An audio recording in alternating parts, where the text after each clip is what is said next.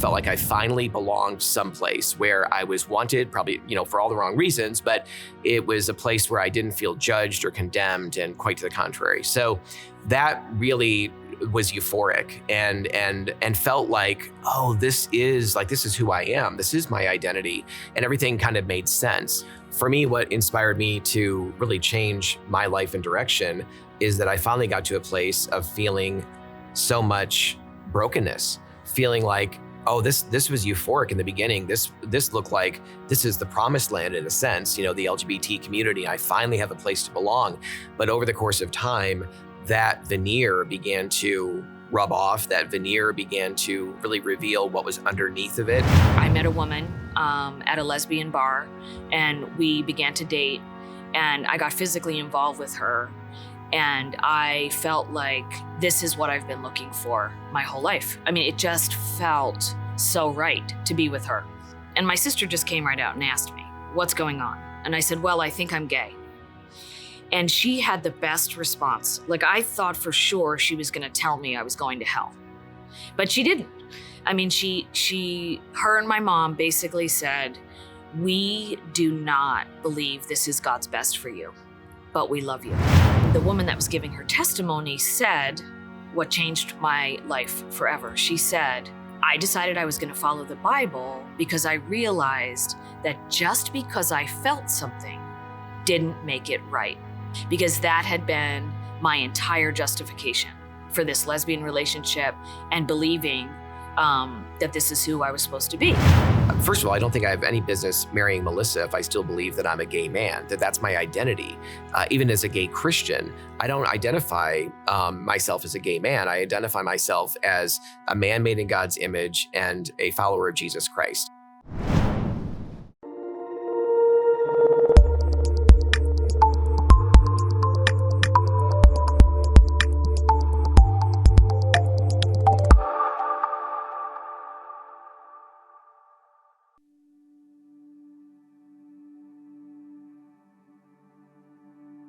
Well, my story really begins from the time that my parents found out that my mom was pregnant with me. And the truth is, they didn't want another child. I'm the youngest of 5 kids. My next oldest sibling is 5 years older, and they really were done having kids, or thought they were done having kids. And so my dad really was pretty resentful and frustrated about having another child. My mom came around to love me well when I was born, but that sense of my dad not wanting me, it certainly wasn't language that was ever told to me. It wasn't, my dad never said that to me, but there was a feeling and a sense of that I didn't identify until much later in life as an adult, this feeling and sense that I was always in the way, I was a bother, I was unplanned for, unwanted. I mean, eventually I found out the story that they didn't want any other children, and it made sense. And then also it made sense in terms of how my dad wasn't really present in my life. He was present in our home, but not really emotionally engaged with me. I have 3 older brothers as well, and 1 older sister. And so I really bonded with my mom and my sister. My 3 older brothers, understandably, were old enough they didn't want me running around with them and their buddies. So what it did is it just reinforced this feeling that somehow I don't fit in the world of boys. And then at school, when I went to kindergarten, that same thing would happen. I was very shy, very socially inept, terrible at sports. And so gym class, the locker room, the hallway, trying to get from class to class was a nightmare in terms of being called out, labeled, fag, sissy, queer, all that, and it was always, by boys. So the only place that I could really find any kind of friendship was in the world of girls. And that was not just true at school, it was also true at church and just kind of in all the environments I was in. And so when I also, at the age of 5 or 6, I had some older neighborhood boys invite me on the school bus ride home to come over and play with them, which was very unusual based on what I just shared. And so I was excited. I went over, and it turns out they really just wanted to pull out their dad's hardcore porn when their mom and dad were gone and expose me to all that garbage and just flipping page after page through pornography. And that just, on top of everything else I was already wrestling with, that just dumped on a whole additional level of shame, early sexualization. And it was this weird sense of ugliness and feeling dirty, but at the same time, there was something about that experience that also filled something that was empty. And so by the time I reached puberty, I would try to steal pornography wherever I could get it. I would, whether it's in stores or from friends or whatever. And so, chronic masturbation, pornography were huge issues for me, starting with puberty, even before then, and all through my teenage years. I think that my parents definitely wanted to serve Christ and loved him, but it was more of a rules-based, very legalistic home as well as church environment that I was in. And so I learned very early to split off and live a double life. And that progressed into, in addition to everything else, bouncing from public school to Christian school into homeschooling, and then eventually going to Bible college at a local college early, and then getting the boot from Bible college because the school was concerned I was suicidal, like in my fourth semester. And I left the school. I was 19 years old, and I left the school. And I remember distinctly my brother, who was a pastor at that time, driving me to his place to live. That's the only place I had to go. And I just stared out the window and felt like just this deep internal rage and anger. And I just felt like, God, I hate you and I hate your church. And I want nothing to do with any of this anymore. And it wasn't very many months later that somebody made an offhanded comment about a gay bar that was in a town not far from where I lived. And I wound up eventually, it took me a long time to even work up the nerve to go into the place, but I eventually went in and felt like for the first time in my life, I'd found my people. I felt like I finally belonged someplace where I was wanted, probably, for all the wrong reasons, but it was a place where I didn't feel judged or condemned, and quite to the contrary. So that really was euphoric and felt like, oh, this is who I am. This is my identity, and everything kind of made sense. But when Paul says in 1 Corinthians 6:18, he says to flee sexual immorality. Every other sin that a man commits is outside the body, but the one who sins sexually sins against their own body. I began to feel the decay of that over time. And within, I had a long-term relationship with a guy I moved in with pretty quickly. But then after that, there were a lot of kind of anonymous encounters that I didn't want the anonymous encounters. I kept thinking they might be something that would last longer. But eventually, I just got to a place where I felt this kind of rotting of my soul, this decay. And I knew that this isn't what I signed up for. This isn't what I really actually wanted for my life. But I also felt like God hated me. I felt like I was a complete loss and somehow despised by him. But then over time, the fact that God wasn't bringing a 2x4 upside my head, and he wasn't, I literally thought, there were times I thought, God, tonight's the night God's gonna kill me. Tonight, I had such a twisted view of who God was as the lawgiver, but not as one who actually loved me. And so over the course of time, I began to realize, wait a minute, why, I never misunderstood the lack of God's judgment for his approval, but it began to soften my heart, and I began to wonder, maybe God isn't the ogre that I think he is. Maybe he's not the slave master who demands we love him the way that I thought he was. And really in those questions, God just began to woo and draw. And so when Romans chapter 2 says that it's the kindness of God that leads us to repentance, I hated that verse as a kid growing up because I felt like there's nothing kind about God. And yet that began to take on life and genuine meaning. And eventually, I finally surrendered my life kind of for real. I mean, I'd prayed the sinner's prayer as a kid, but I think I was spiritually as dead as a doornail. It was not until coming to a place of surrender on the side of an interstate in New Jersey, of all places, that I gave my life to Christ. And from there, I mean, there's all kinds of other things that could be shared, but I really began the church and disciplers in my life began to really pour into me. And a lot of what I had learned and grown up with at home and at Bible college, that those truths that felt like just rules and law at one time began to take on life and new meaning. And they began to, give me joy and meaning and purpose and direction. And so it was over the course of a number of years where I pursued Christ. There was a period of time where I went back into the LGBT world for a while after a massive loss in my life, and I again became angry and bitter with God over that, and did not deal with those seeds of bitterness and doubt and accusation against him. And over time they grew to a point of full-on rebellion. And again, God drew me out of those waters, brought me to a church that was really walking very openly with broken people in very transparent ways. And it was in their counseling ministry. It was in their in a small group. And then later it was in a men's group that God really began to draw me out of these deep waters. And it wasn't the idea. Many people don't understand this. Many of us who deal with these feelings and many who come alongside to try to help, we're so focused on flip-flopping attractions. That's not where it's at. It's actually, as God began to pour into my life through these men who just saw me as a dude. They just saw me as a brother who was struggling in this area. They struggle in some of these other areas, pornography or sexual sin or other things too. But as they shared their life with me and just took me under their wing, God began to activate what my dad had never understood how to, with this masculine seed within me. And I'd always felt like this husk of like I knew I was a boy and I was a man. I had gone through a period in my teenage years where I was really kind of fascinated with the idea of being a woman or being a girl and what that could possibly look like. And that was a season for a while of some real confusion, but that came about really because of not feeling like I fit into the world of boys and men, and I identified more with girls and women.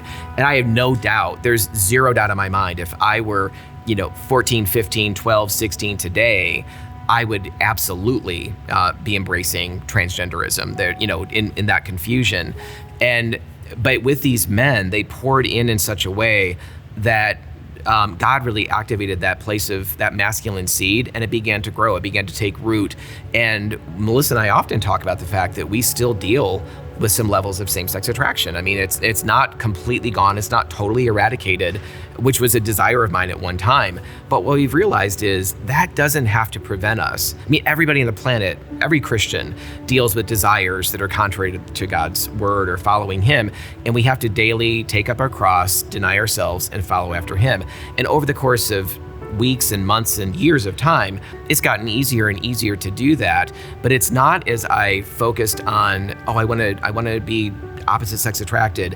It was as I allowed the Lord to build me up as a masculine being made in his image that became stronger and actually gave me a desire to be deeply and truly connected to a woman, to Melissa. Actually, it's our 16th anniversary coming up on September 8th. So it's just been an amazing journey for us, really.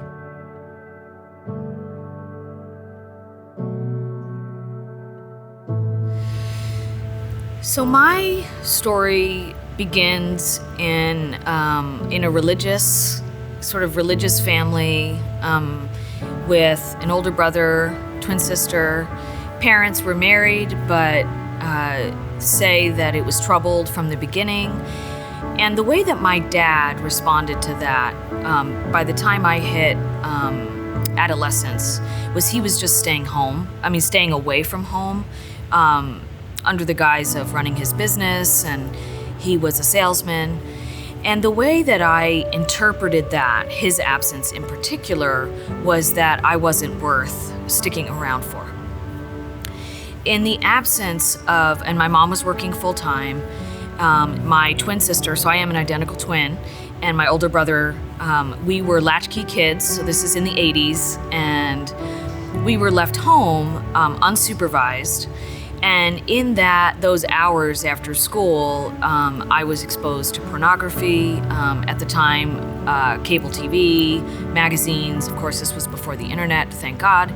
And also some sexually abusive experiences and physically abusive experiences. My brother and I both had really bad tempers, and we would get into fights over the stupidest things, frankly.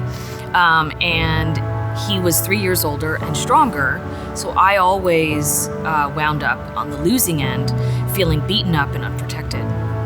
And so that combined with watching my mom not confront my dad. Now, I found out later that she did confront him, but behind closed doors. So this was my perception, which is very important. But I perceived her as weak and a victim. And so around the age of 12, I made a decision that I was never going to be like my mom.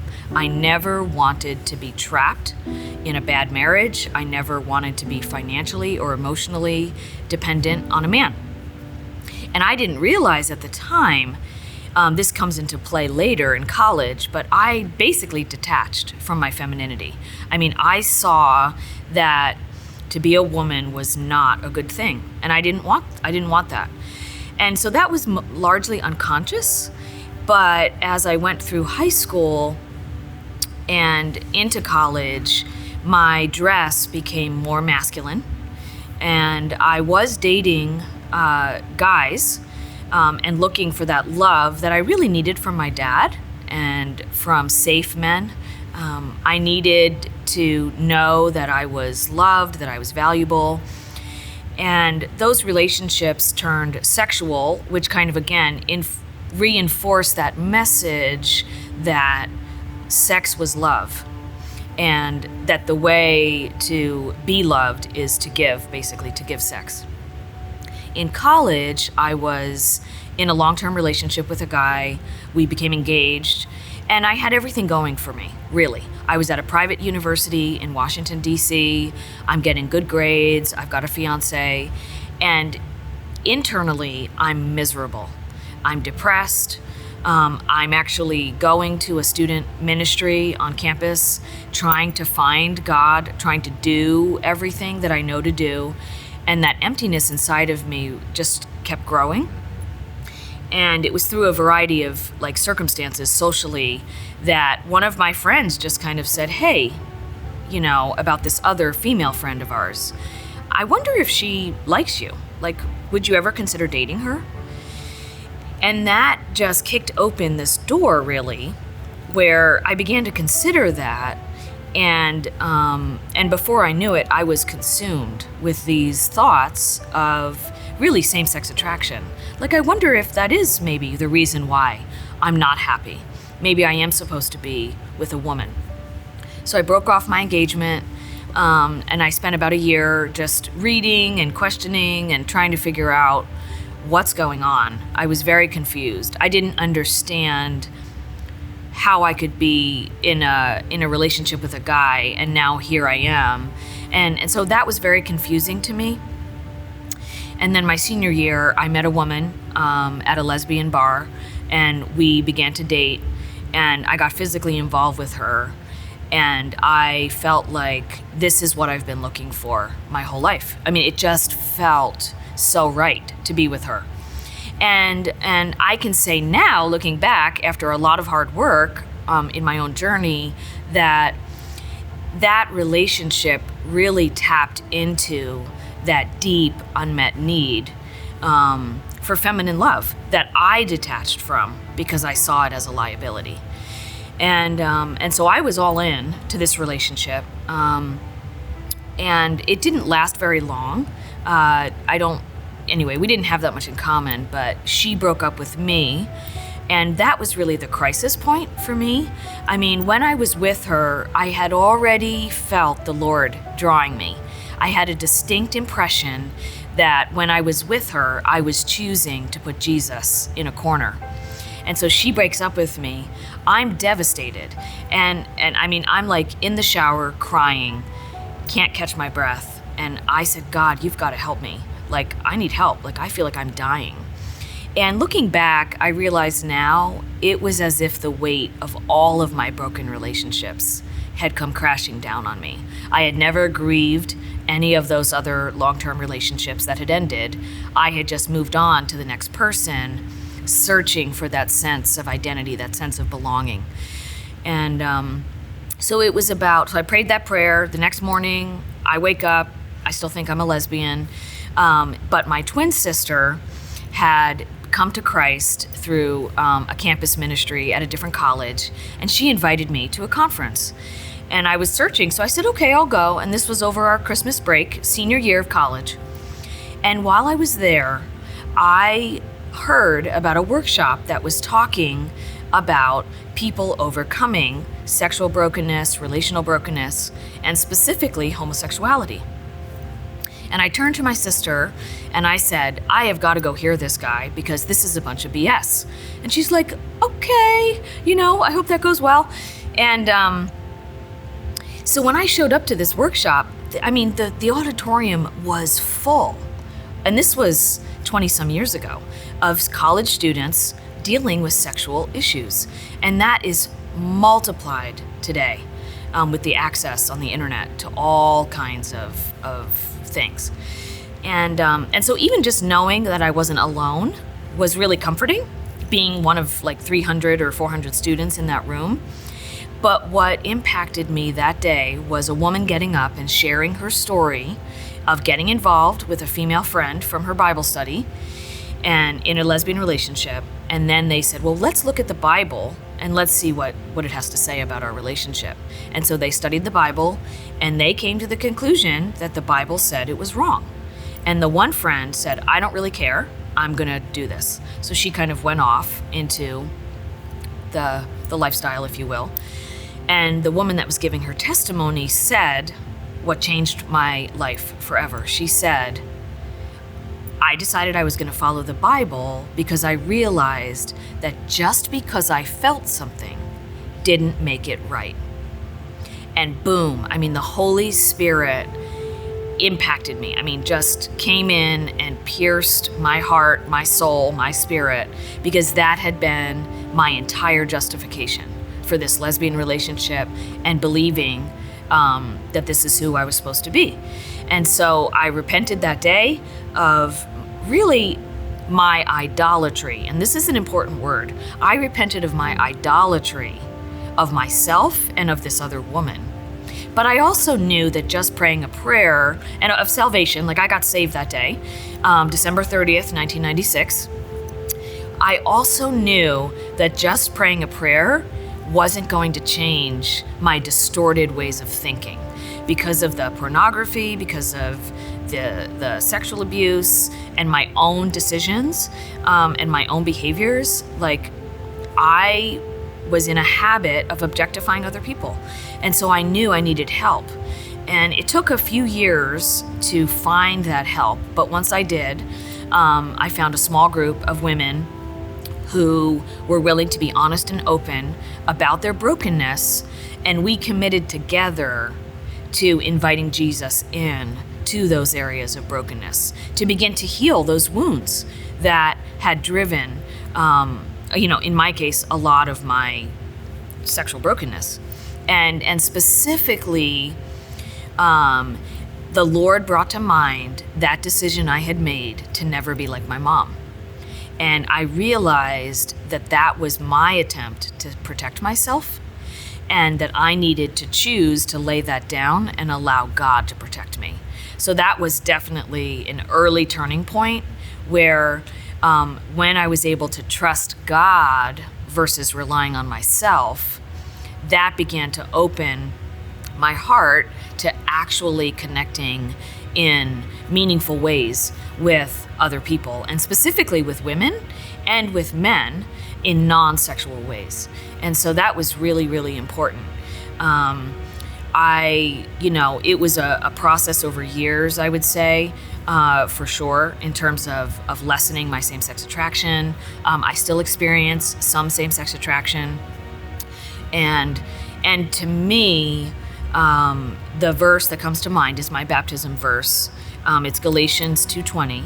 It says, I have been crucified with Christ, and I no longer live, but Christ lives within me. The life I now live in the body, I live by faith in the Son of God, who loves me and gave himself for me. And so I believe that, Christ gave everything to ransom me, and because he obeyed, I can obey him. And so for me, it's a daily decision. And not even about same-sex attraction. That was just kind of the surface issue. Let's talk about my pride. Let's talk about my anger. Let's talk about the judgments that I had about men that I needed to confess and repent of. Like I had judged half of the human race. And so the Lord began to work with me on those deeper messages that I had internalized. And as I was willing to submit to him, then he began to change my outlook. If that hadn't happened, Garry never would have stood a chance. I mean, it would have been Jesus. I know, it would have been a minefield. He would have been roadkill. So grateful for just all the Lord has done, and then as a result of that healing process, then that's when God called me to help other people, and so that was when I finally got clarity on what I was supposed to be doing with my life, and that's what I love about God. Only in God's economy can He use our brokenness and our wounds and turn it around for the good of the kingdom and for other people.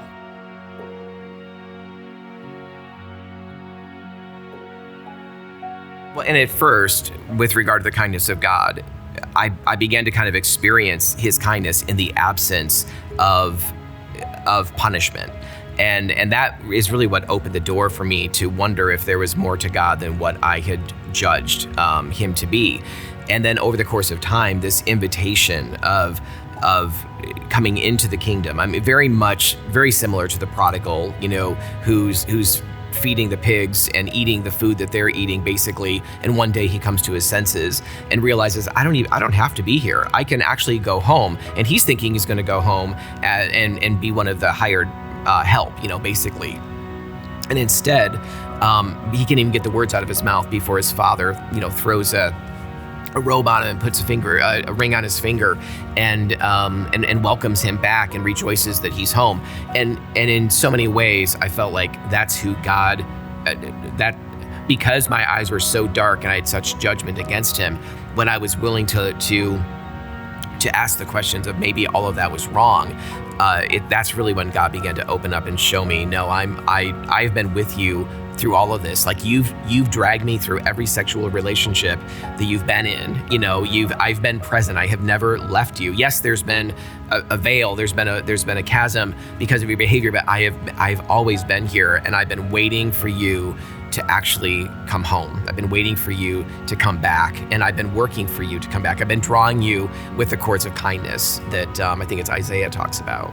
It was his kindness. It was the fact that I now began to see him as one who wasn't just waiting to punish me. I really believed at one time that he hated me and that I was nothing but a disappointment to him. And when I began to see that shift, that opened up a whole new avenue.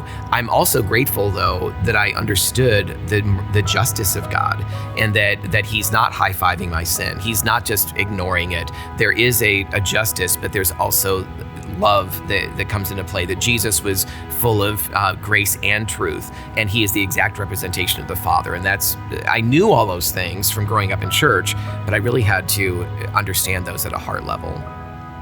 Well, and also going back to talking about this idea of the kindness of God, I mean, it is astounding to me today that God ever raised me out of the place that I was once in, a bartender at a gay club, living fully into that life, identifying with that world, and that he would raise me out of that to sonship, first of all, but then to be able to go on staff with the church that helped me when I came there, addicted, broken, confused, just a total mess.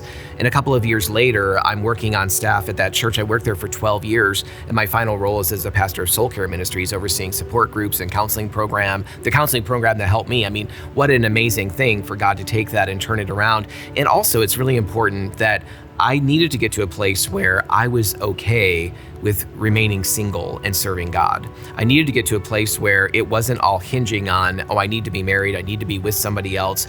But if this is what you call me to, God, this is vital, important, life-giving and life-filling work for me to be involved in. And coming to that place, I mean, God then really opened up this door for Melissa and I to meet and eventually get married. But it's just crazy to me that two of the things I did not want at all was ever to be married to a woman at one point. I was exclusively same-sex attracted. And then the idea of being a father to children, I'm like, I would be a horrible father. I never want to do that. And now being married to Melissa and being a father to my boys are two of the most phenomenal joys in my life. So, I mean, what God has done is shocking, scandalous grace, really.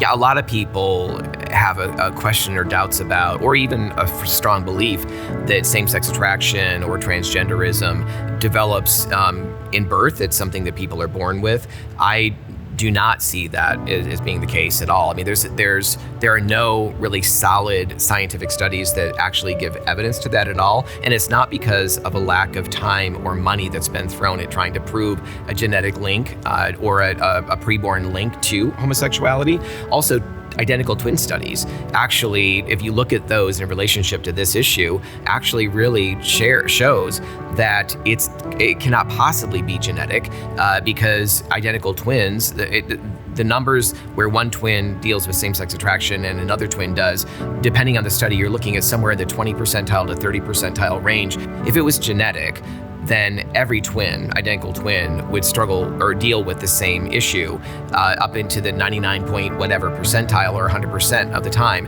I think twin studies actually show it's more environmental and more nurturing than it is something that we're born with. Also, this is important too. Dr. Lisa Diamond, who's a lesbian researcher, she's done some of the most important work on sexual fluidity that's out there. She's not a Christian. She full on embraces lesbianism and the LGBTQ community, but her work says that we have got to stop saying that we're born this way and we can't change, because her research shows that that's absolutely possible. So really in every way. And also, Melissa and I have had conversations with hundreds of people who have been on this journey as well. And from the conversations we've had, we've heard too many stories, each story unique, but so many common themes that have been played out in terms of the nurturing process in the way that people have experienced environment in their family dynamics and other important relationships that feed into the potential for the development of same-sex attraction. One thing that's really important to say here is that we don't believe that things that happen to us over the course of our childhood development, none of those things are determinative. They don't make us become something, but they do create an environment in which those seeds can really take root of a variety of issues, but certainly as well as same-sex attraction. Like I said, I have several older brothers, and none of them dealt with same-sex attraction at all. Two of them had really deep, broken relationships with my father, profoundly so, like they left home early just to get away from him when they were still in their teenage years. And yet they really had more of developed more of a womanizing, or a craving for love. One of my brothers has been married 5 times. And so just because we've experienced similar things in our environment or with our parents or others around us, it doesn't mean that it's determinative towards same-sex attraction. But what it does mean is how we perceive things and how we individually process the environment around us plays probably the biggest role in how the environment shapes us and develops us over time. And if I can just jump in, I don't know if this is appropriate, but I think that's really important, that what we experience growing up, those similarities with other Christians that don't deal with same-sex attraction, that's actually really good news, because I know for me, I felt a unique sense of shame about my same-sex attraction. And so when I was able to get into a small group with other women that were sharing their issues of brokenness and what they had experienced, I realized, wow, this is really similar to what I've experienced, and they just went in a different direction. And so it was so helpful in lessening my shame and making me feel helping me feel like I wasn't so uniquely flawed in a way. And so that was so helpful.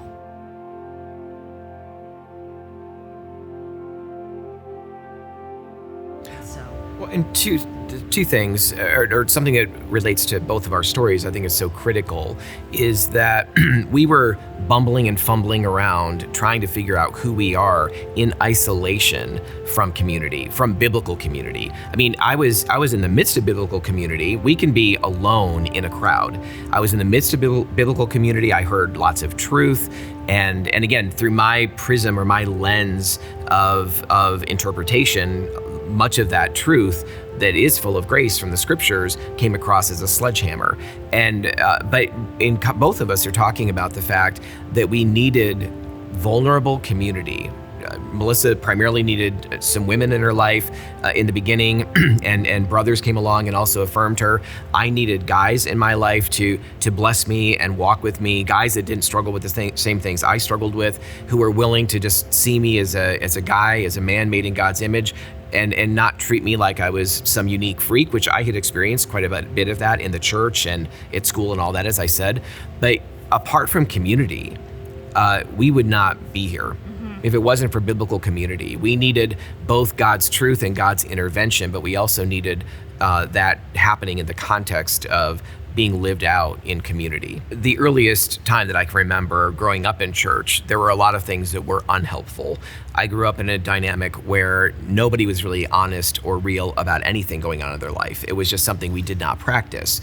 All of those personal things, difficult things, sinful things were kept in private, or they were kept within the family or whatever, and it was nothing that anybody knew anything about. So as a kid growing up in church, I never heard stories of transformation. I heard lots of prayer requests for someone's physical ailment or cancer or something else, but I never heard anything about the need for God to really intervene in a significant way in some area of sin in someone's life or wounding.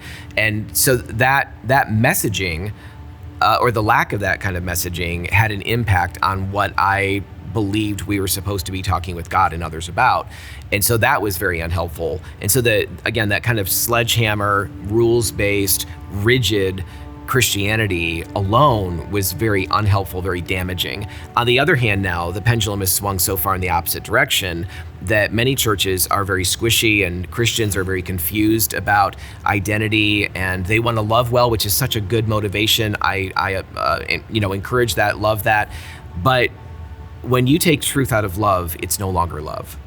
And so it's important that we not just react to rigid, fundamentalist, biblical perspectives of the past and not want to be anything like that and swing so far in the other direction that we're actually not speaking the truth to people.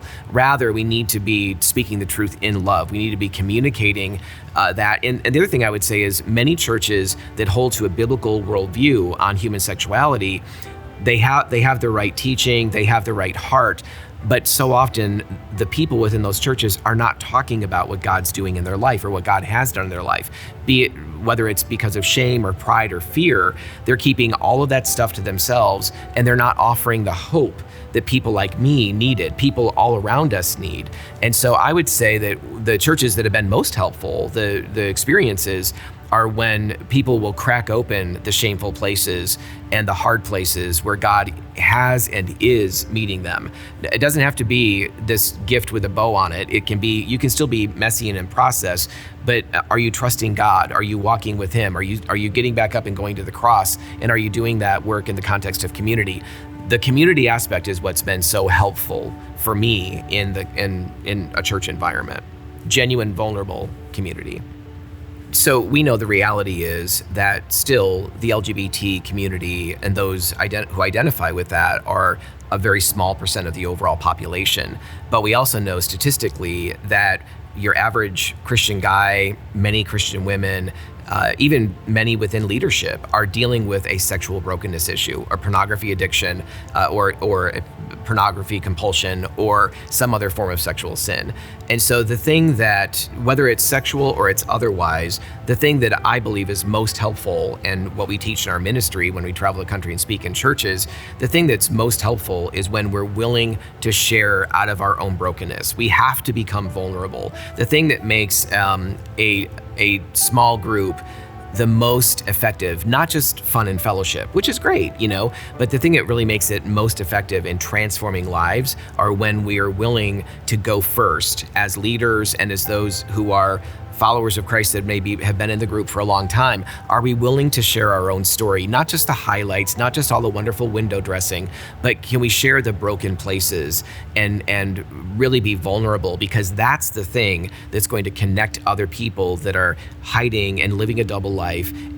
Or maybe they're not hiding, maybe they're just living right out in the light in terms of brokenness, but that's what's going to connect them to the hope that God can provide and the way that community can really impact them to move closer to the light and move closer to the cross. So as someone who was struggling in my identity, and I was confused, when I finally admitted, and my sister just came right out and asked me, what's going on? And I said, well, I think I'm gay. And she had the best response. Like, I thought for sure she was gonna tell me I was going to hell. But she didn't. I mean, her and my mom basically said, we do not believe this is God's best for you, but we love you. And what was so awesome about that, and then my sister did give me a list of scriptures that talked about homosexuality being wrong, which I didn't read at the time, but that's okay. Good for her. But so what was so awesome about her not being harsh and judgmental was that it left the door open that later, when she invited me to that conference, I was willing to go because I was searching. I trusted her enough to go with her to the place where I heard the gospel. And I heard the reality about my own brokenness. Also, something that is not helpful that I experienced early on in my journey was I had been used to serving in the student ministry that I had been a part of. And so when I became a Christian, I joined the leadership team, or I joined the team, or I joined another Christian ministry, and so I just jumped in to help. This is what I do. And so I showed up for a planning meeting for an event, and the other leaders were making jokes about homosexuals. And that was so horrible. I mean, the shame I felt, I was mad, I was so angry. I knew that as soon as I stood up, I was going to be outing myself, which was not like. They had two brain cells to rub together. If they had had any powers of observation, they would have understood by looking at me that I had some gender identity issues. Again, extremely short hair, dressed very masculine, and so they were just clueless. And so I got up and I stormed out, and one of the girls, kind of chased me down and met me on the front stoop and said, "Did we offend you?"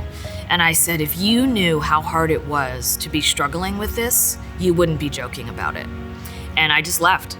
And I think if I hadn't run into my only Christian friend on the way, I could have walked away from Christ at that point. But God knew and intervened by having my friend. He was coming up to the meeting late as I was leaving. And he took one look at my face. He's like, "What happened?" And I actually started crying, which was very unusual. And I told him and just poured out my whole story of how I was struggling. And I just remember him sitting with me and listening. And and then they called later and apologized, asked for forgiveness. But that was really, really hard. And so I always try to remind people that some people's brokenness is obvious, others is not. And so let's not make jokes about other people. And on the flip side, you had a Christian leader actually affirm that this was... Yes, and then on the other side of that, what wasn't helpful in community was I went to a ministry leader and I was trying to tell him what I was struggling with. And I couldn't even get it out. Like, I was like, the reason I broke off, because he had known my fiance. Oh, the reason I broke off my engagement is I think, I might be, and I'm trying to stumble. He's like, "Oh, is this a gay thing? Oh, that's totally fine." That's what he said. And I was going to him as my spiritual authority. And so I walked away from that meeting not feeling any peace. Like, he gave me really an answer. Like, I could have my cake and eat it too. Like, I could follow God and I could be gay. But the Holy Spirit was already drawing me. And I knew instinctively that wasn't the right answer.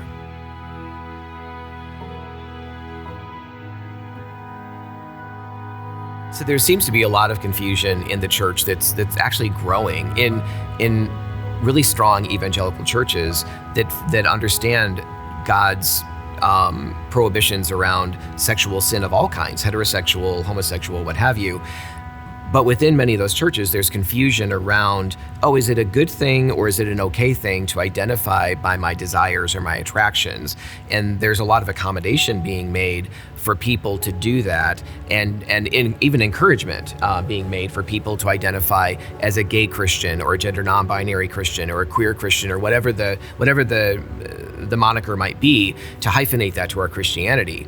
And our belief is that identity is such a powerful foundational sense of who we are, that when we take something that if we were to act on would be sin and connect that to our Christianity, that's actually, we're creating a huge fault line for ourselves. And I believe that if I were to do that, first of all, I don't think I have any business marrying Melissa if I still believe that I'm a gay man, that's my identity. Even as a gay Christian, I don't identify myself as a gay man. I identify myself as a man made in God's image and a follower of Jesus Christ. I mean, I've been bought and paid for by the blood of Christ. That's my identity. Now, there's lots of different things that I struggle with, including on some level, some same-sex attraction. But it's important to distinguish those things from identity. Identity has such a power to form us, and to even a power to limit our potential for growth and change if we're holding on to something that God really died to release us from. Jesus died to release us from. We need to let those things go and recognize this isn't really about an identity issue. This is about sin, and we need to know how to walk with people in real compassion and grace.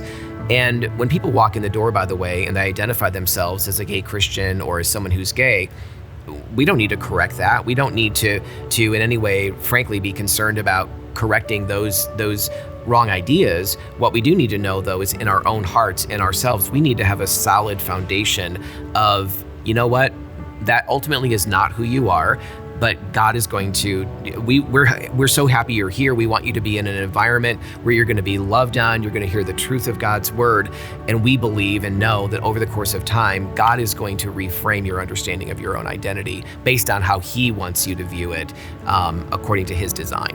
Yeah, as we're talking about identity, one of the things that's been helpful for me, and I think for so many others, is coming to recognize that we are made in the image of God, male and female. I mean, it says it right at the beginning, Genesis 1:26 and 27, that God said, let us make man in our image. Let us make them male and female.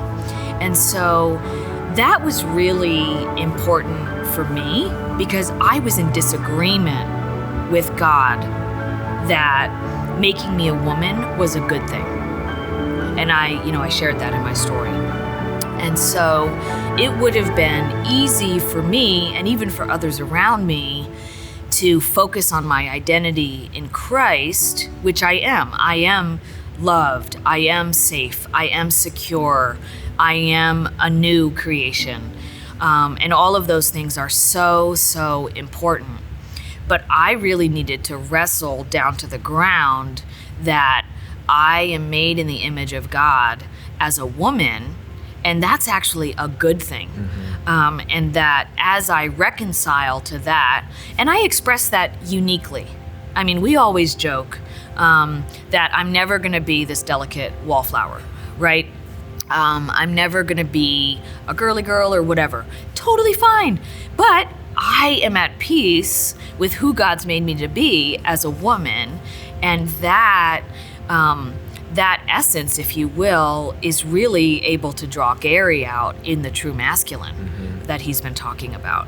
And that it looks different in some ways, maybe, for other couples, but there's still an essential nature of male and female, that complementarity, that intimacy that's defined by the other versus bonding with the same gender, things like that. And so I just think it's really important for people to recognize when we're talking about identity that it's not just our identity in Christ. So important. Because Christ went the distance so that we could be reconciled to God. But then that allows us to reconcile to being made in the image of God, male or female.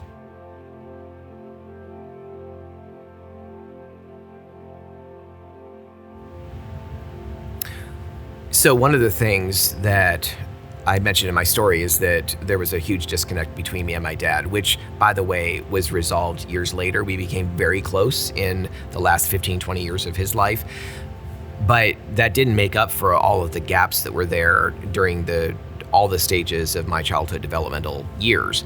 And one of the things that I learned from that is when I became a father, is I was not going to be detached from my children.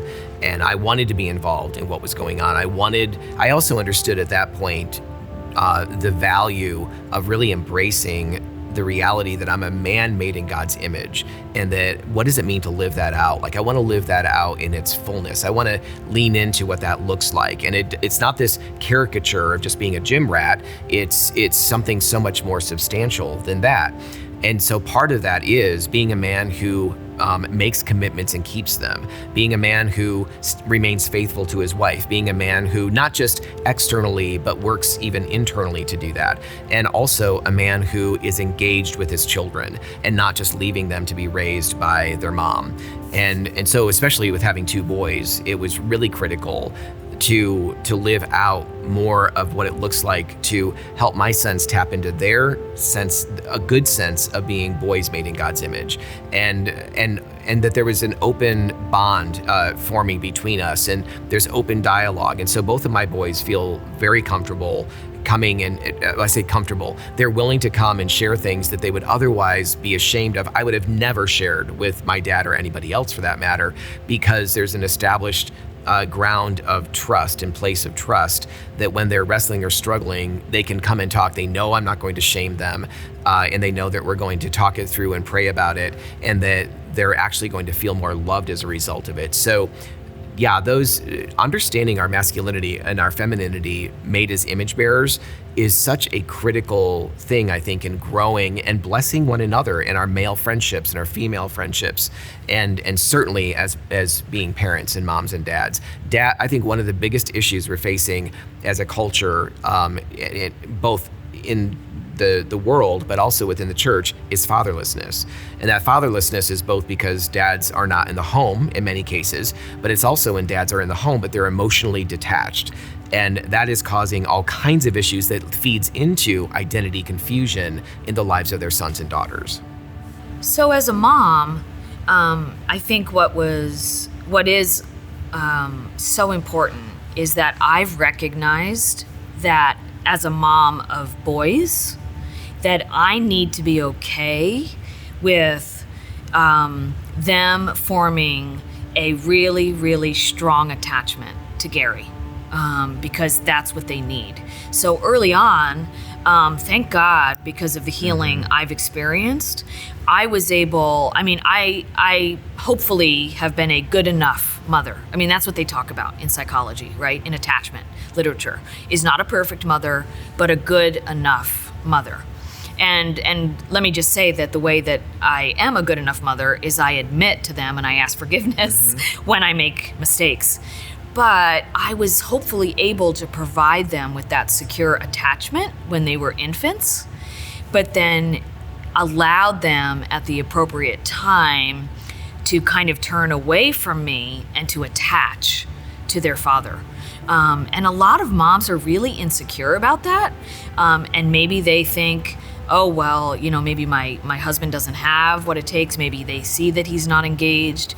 And so to really encourage the dad to engage with their children. So I really learned from my own healing how important it was to have that balance of Garry and I working together, and then at the appropriate time to really let him do most of the heavy lifting, because especially for boys, that's what they needed. It would be a little different with girls.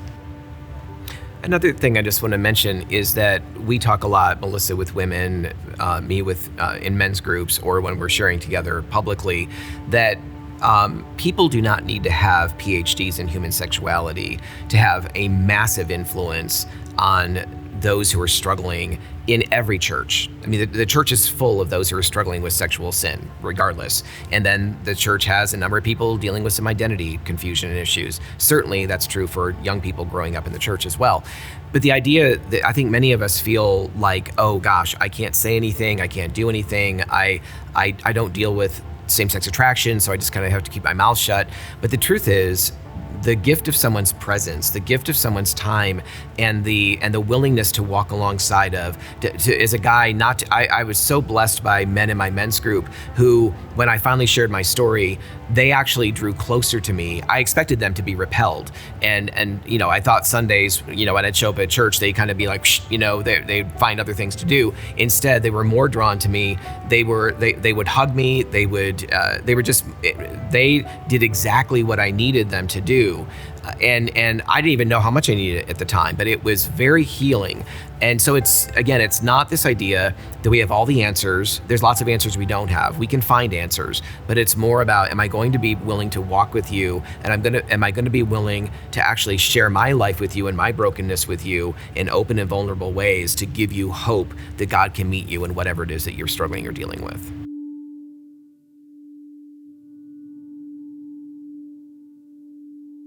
For me, what inspired me to really change my life and direction is that I finally got to a place of feeling so much brokenness, feeling like, oh, this was euphoric in the beginning. This looked like this is the promised land in a sense, the LGBT community. I finally have a place to belong. But over the course of time, that veneer began to rub off. That veneer began to really reveal what was underneath of it. And I was exhausted by all of these multiple relationships. Again, I wanted to find Mr. Right and settle down for the rest of my life, but that wasn't the nature. It was kind of more of a revolving door of relationships, and not even relationships, encounters.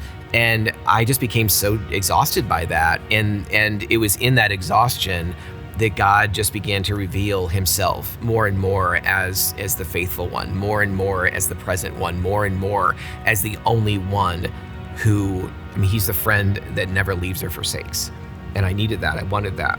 And so those were some of the motivations. And then in addition to that, it would be the church actually being the church who wasn't hiding behind all this image management that so often characterizes the typical church. Those two things were huge in welcoming me out of the darkness and to walk in the light. For me, I think that the major impetus, if you will, to change or to repent was being confronted by my own idolatry. I think that's a word I used earlier, that I had spent my life putting other people on the throne versus submitting to God. And the reality that my idolatry led me into deception, that I had been deceived into thinking that this was who I was. And so as I repented of my idolatry, then I began that journey of being conformed into the image of Jesus Christ. And that's really where I think we need to do a better job as the body of Christ, is helping each other become conformed to the image of Jesus Christ. Like, grace cost Jesus everything. It's costly. And so that cost is what keeps me kind of on the straight and narrow, if you will. And it's also the lavish love of God. God is my Father, that I am adopted, I am chosen. Really focusing on who God is helps me to stay focused on who He's created me to be.